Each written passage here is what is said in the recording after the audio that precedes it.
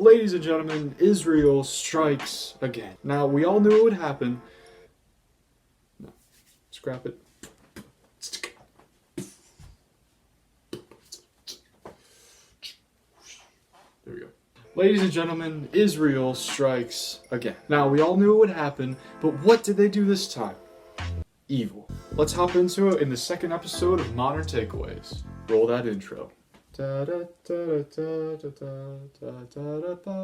Takeaways. We don't have an intro, but today we're going to be jumping into Judges 3:12 to learn about the Bible times James Bond. You think I'm kidding, over-exaggerating, making this up? Let's hop into it. Again, the Israelites did evil in the eyes of the Lord, and because they did this evil, the Lord gave Eglon, king of Moab, power over Israel. Getting the Ammonites and the Amalekites to join him, Eglon came and attacked Israel, and they took possession of the city of palms, Jericho. The Israelites were subject to Eglon, king of Moab, for 18 years. Now, this happens a lot in the Bible. Israel gets captured because they're doing some kind of wrong. God allows an enemy nation to capture them, and they're like, God, why have you done this? Where are you? We're so sorry that we've messed up. And so they've gotten to this point where they're like, God, where are you? We need you. God, just send us something. And he sent them James Bond. Well, actually, his birth name was Ehud. Ehud? Ehud.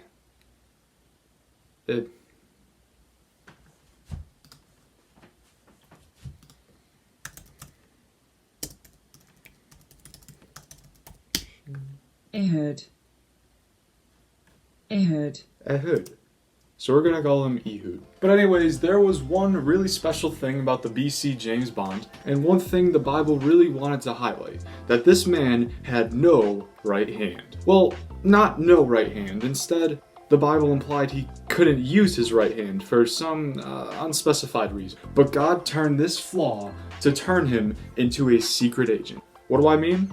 Let's find out. God reached out to my boy, and he's like, yo, I have a mission for you. And he's like, let's do it.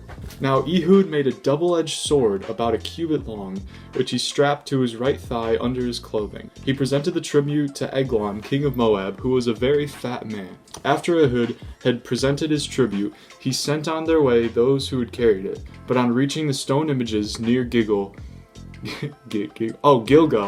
he himself went back to Eglon and said, Your Majesty, I have a secret message for you.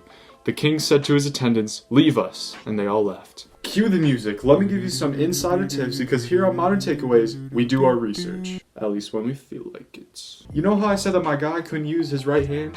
Well, what if I told you that this flaw was actually an asset in helping him sneak past the guards to get to the king? Time for a history lesson. So soldiers, the large majority of them, were dominantly right-handed. So they trained to keep their sword on their left hip so that they could draw it out faster. So they knew if a soldier was armed, by looking at their left hip, they were like, does he have a sword? No? You're good. Yes?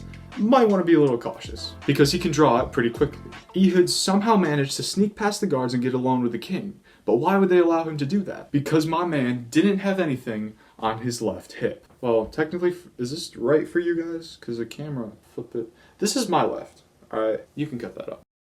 My left-handed James Bond kept his sword under his clothing on his right hip so that no one would think that he was armed. Then he used a nice catchy line, I have a secret message for the king. And boom!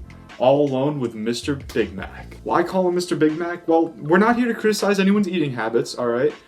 But the Bible does make a point to say that he was let me get the exact wording, a very fat man. Not my words, just the Bible's. Ehud then approached him while he was sitting alone in the upper room of his palace and said, I have a message from God for you. As the king arose from his seat, Ehud reached with his left hand, drew the sword from his right thigh, and plunged it into the king's belly.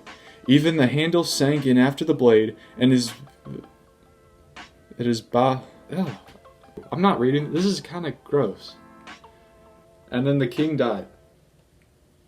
That's what it says. But no James Bond mission is complete without a getaway, and my man had one. Then Ehud went out to the porch. He shut the doors of the upper room behind him and locked them. Ehud got away. He passed by the stone images and escaped to Syria.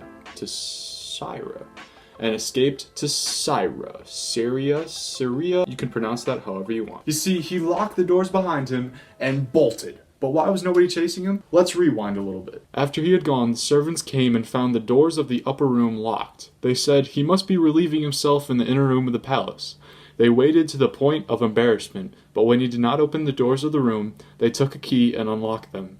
There they saw their lord fall onto the floor, dead. After that, Ehud went to Israel. He was like, hey guys, I killed the king. Everyone followed him. They took war against Moab, and they crushed him. But what can we really learn from the Bible times bond? It's a pretty simple lesson. Everyone out there watching this, I want you guys to think for a second. You know, Ehud probably lived his whole life looking at his right arm and thinking that it was some kind of flaw. Like, he would never be able to use it. He wasn't normal, and he probably got really down on himself because he's like, obviously, I'm not normal. He had to do everything different, and therefore, he was different. I don't know you personally, but maybe you have a flaw in yourself that you always look at and you get really down on yourself about. Well, here's the thing. We look at this story about Ehud, and his flaw, God actually used that to free his people. And we learn in the end, it wasn't really a flaw, because God had a plan for it all along. Now, he may not turn you into James Bond, but he may make you the first you. And as a child of God, that's good enough. So next time you get down on yourself about something that you can't change, just know that may be exactly how God made you, so that someday he can use you to do something extraordinary.